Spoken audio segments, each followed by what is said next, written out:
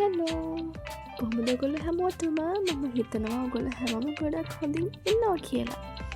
ඉතින් welcome back to my YouTube channel.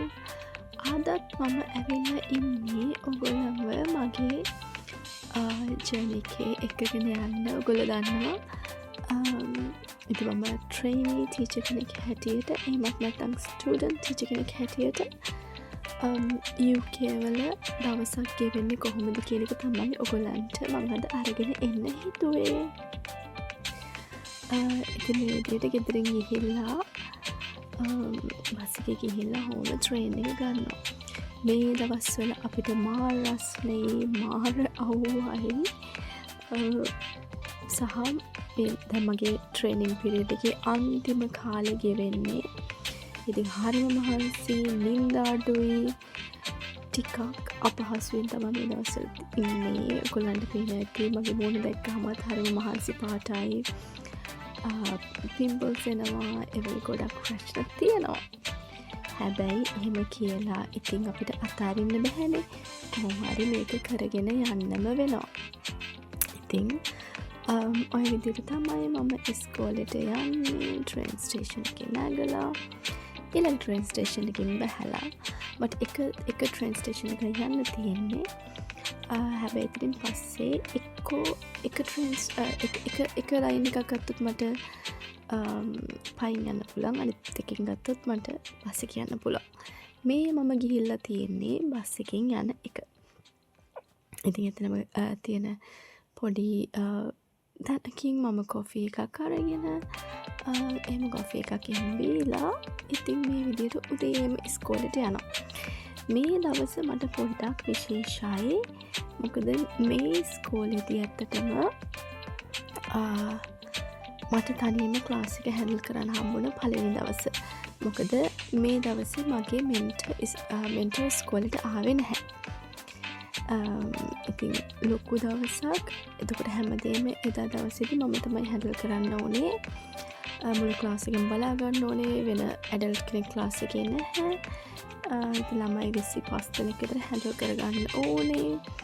මේගොල්ලෝ 3 වසර ළමයි. ඉතින් ලේසි නැහැ ඒගොල්ලොත් එක්ක වැඩ කරන එක. එක්කෙනෙක් සමහරවිට අඬන්න ගන්නවා. එහෙම නැත්නම් තව එක්කෙනෙක් කම්ප්ලේන්ට් කරනවා. එක ප්‍රශ්න නැවත අහනවා. ඔය වගේ සිටුවේෂන් එකක් තමයි ඉතින් මේ වගේ ක්ලාස් රූම් එක තියෙන්නේ. ඒ වගේ දවසකට ලෑස්ති වෙන්න පොඩ්ඩක් උදේම යන්න ඕනේ. ඉතින් උදේම ගිහිල්ලා සමහර ලාවට ජනලෙන් මැරලා නැත්තම් ඒවා ඇරලා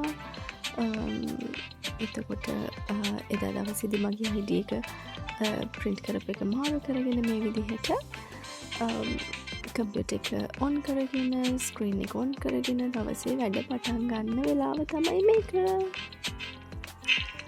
ඉතින් ඔය විදිහට මම ඔයගොල්ලන්ට පෙන්නගෙන හිටියේ කොහොමද මම ඉස්කෝලේ යන දවසක එහෙම නැත්නම් ක්ලාස් එක තනියම හැන්ඩල් කරන්න වෙන දවසක් ගැන තමයි කලින් කොටස වොයිස් කරලා මගින් අතර කරලා තිබිලා දැන් මේ දවස් කීපයකට පස්සේ මම ආයෙත් වොයිස් කරන්න ගත්තේ මේක. ඉතින් ඔය විදිහට දවස පටන් ගන්න එක ගැන මම ඔයාලත් එක්ක කතා කර හිටියේ. මේ දවසේ විශේෂයෙන්ම ගොඩක් රස්නේ දවසක්. ඉතින් ගොඩාක් UK ඉස්කෝලවල AC නැහැ. මම ඩුබායි වල ඉන්නකොට නම් හැම ඉස්කෝලේකම හැම ඉන්ස්ටිටියුට් එකකම හැම තැනම AC තියෙනවා. හැබැයි UK වල මේ දවස්වල ලොකු heat wave එකක් යන ගමන් තිබුණේ. ඉතින් තිබුණේ නෙමෙයි තාමත් එහෙම තමයි තියෙන්නේ. දවල්ට ගොඩාක් රස්නේ. ඉතින් ෆෑන් එක තමයි අපිට දාගන්න තියෙන්නේ. ෆෑන් එක මදි ඇත්තටම. ඒ නිසා ළමයිනුයි ටීචර්ලායි මේ හැමෝම ගොඩක් වෙලාවට පොඩි හෑන්ඩ් ෆෑන් එකක් අපි ගේන්න පුරුදු වෙලා ඉන්නවා. මේ තත්ත්වෙත් එක්ක.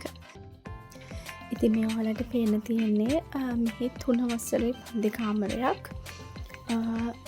මේ පන්ති කාමරේ ඉතින් උදේට ලෑස්ති කරන විදිහ සමහරවිට පොත්පත් පිළිවෙලකට තිබ්බේ නැතිනම් ඒ ටික පිළිවෙලකට කරලා එතකොට අර පැන්සල් ෆෑන් ටික හරියට තිබ්බේ නැත්නම් ළමයින්ගේ පොත්වල ඒ ටික හරියට තියලා පිළිවෙලකට තියලා ළමයි එන්න කලින් ඒ ටික අපි ලෑස්ති කරනවා. උදේ සමහරවිට ටීචර් කෙනෙක් එහෙම නැත්නම් ගොඩක් වෙලාවට නම් ක්ලාස් ටීචර් තමයි ඒව කරන්නේ. ඉතින් අද දවසේ මමනේ ක්ලාස් ටීචර්.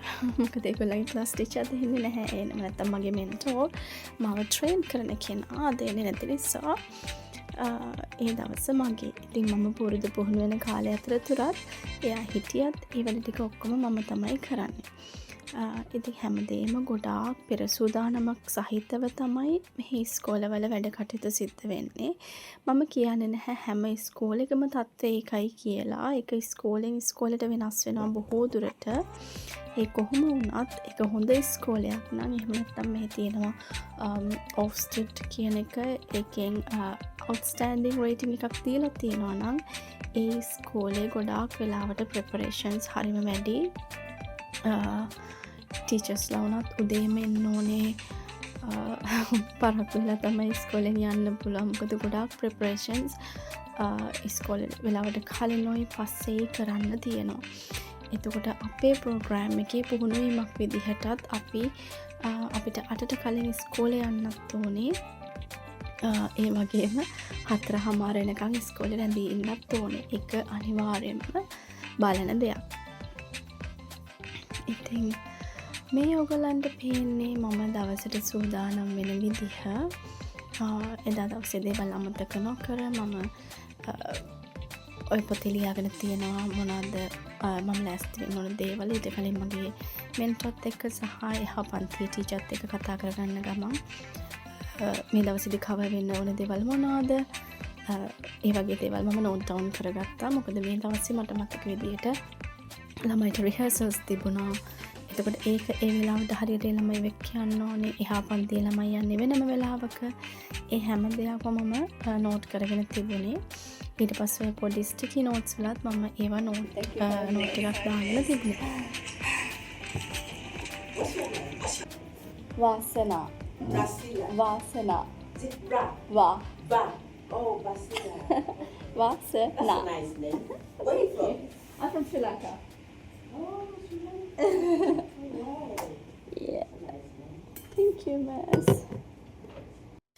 ඔය ඉතින් උදේට සමහර වෙලාවට ටීචින් ඇසිස්ටන්ට්ස්ලා ඒ වගේ කට්ටිය ඇවිල්ලා කතා කරනවා ටීචර්ස්ලාත් එක්ක. ඉතින් ඔය අපේ පන්තියට ගොඩක් වෙලාවට උදේම එන එක්කෙනෙක් තමයි.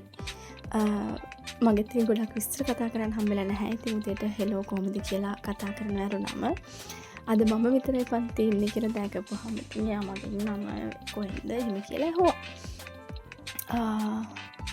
ඔහොම තමයි ඉතින් දැන් මම හිතන්නේ වැඩ ටික ඉවර කරගෙන ළමයි එනකම් බලාගෙන ඉඳලා ළමයි ආවට පස්සේ උගන්නලා ඔය මගේ ලන්ච් ටයිම් එකේදී මම ඇතුළු ගොඩක් යන්න ගෙනිච්ච නැහැ මේ දවසේ.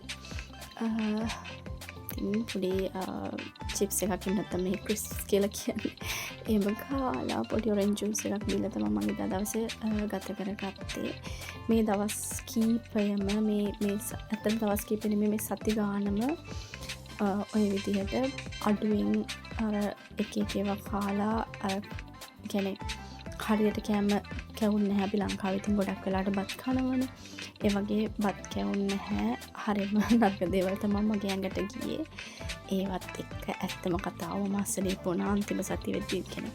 මේ සතිය වෙනකොට මම දැන් අසනීප වෙලා ඇත්තටම ඉන්නේ. මම මේ වොයිස් කරනකොටත් මම ඊයේ ගිහිල්ලා ડોක්ටර් හම්බෙලා කියලා ඉතින් මට ටෙස්ට් එකක් කරන්නත් තියෙන නිසා මේ කෑම රටාව මම කිසිසේත්ම කිසිම කෙනෙකුට කරන්න කියලා කියන්නේ ඔයගලන්ට බැලුවොත් වෙන්නේ මගේ මොනේ ඉඳන්ම අර ඒ මහන්සි ගතිය සහ මේ පිම්පල්ස් එන ගතිය ඒ හැමදේම පේන්න තියෙන්නේ නරක කෑම රටාවත් එක්ක තමයි. ඉතින් එහෙම කරන්න එපා. හැබැයි ඒකත් එක්කම කියන්න ඕනේ කවුරු හරි බලාපොරොත්තුෙන් ඉන්නවා නම් UK වල මේ ටීචින් කෝස් එක කරන්න ඒක ඇත්තටම ලොකු එෆර්ට් එකක් දාන්න ඕන එකක්. මොකද අපි හැමදාම කතා කරන දෙයක් තමයි අපේ ප්‍රෝග්‍රෑම් එක ඇතුළේදී මේ රටේදී ටීචර් කෙනෙක්ව මාස 9කින් පුහුණු කරනවා කියන එක. ඉතින් එතනදී කරන්න තියෙන දේවල් ප්‍රමාණය ගොඩාක් වැඩි. පෝර්ට්ෆෝලියෝ එකක් තියෙනවා. ඒක හදන්න ඕනේ. අපි කරන දේවල් වල එවිඩන්ස් එකතු කරන්න ඕනේ. එතකොට ලෙසන් ප්ලෑන්ස් එකතු කරන්න ඕනේ. ටික හදන්න ඕනේ. කියන්නේ සතියෙන් සතියේ එකතු වෙනවා. ඉතින් වෙන දෙයක්කට කාලය යොමු කරගන්න අමාරුයි. ඊටත් අමතරව දැන් ඉන්ටර්නැෂනල් ස්ටුඩන්ට් කෙනෙක් විදිහට මම ආවහම අපිට ඉතින් මෙහෙදිනේ සල්ලි හොයාගන්න තියෙන්නේ. එතකොට රස්සාවක් කරන්න ඕනේ. මගේ කාලසටහන ගොඩාක් අමාරු විදිහට තමයි ඉතින් ගෙවුනේ. ඉතින් මට අර එක්ස්පීරියන්ස් තියෙන නිසා මම වෙන ඉන්ස්ටිටියුට් එකක GCSE English teacher කෙනෙක් විදිහට මට ඉතින් ටියුටර් කෙනෙක් විදිහට ටීචර් කෙනෙක් නෙවෙයි ටියුටර් කෙනෙක් විදිහට තමයි හරිම විදිහ කියනවා නම් වැඩ කරන්න අවස්ථාව හම්බුණා. එතකොට මගේ මේ වැඩත් ඔක්කොම අධ්‍යාපනික කටයුතු මගේ part time job එකත් අධ්‍යාපනික කටයුතු. ඉතින් ඒ දේවල් එක්ක මට ඇත්තටම වෙන දෙයකට වෙලාව යොමු කරගන්න හරිම අමාරු වුණා. ඒවත් එක්ක මගේ සෞඛ්‍ය තත්ත්වය හරියටම අර හොඳටම නරක විදිහටම පිරිහිලා තමයි තියෙන්නේ. ඉතින් කරන්න දෙයක් නැහැ. ඔහොම තමයි. ඉතින් අපි කතා කර කර හිටියේ මගේ දවස ගෙවෙන්නේ කොහොමද කියලානේ. එහෙම නැත්නම් මේ දවසේ ඇතුළත කොහොමද මොන වගේ දේවල්ද ටීචර් කෙනෙක් විදියට කරන්නේ. එහෙම නැත්නම් ට්‍රේනි ටීචර් කෙනෙක් විදියට තමන්ටම ක්ලාස් එක හැන්ඩල් කරන්න උනහම මොනවද කරන්න කියලානේ.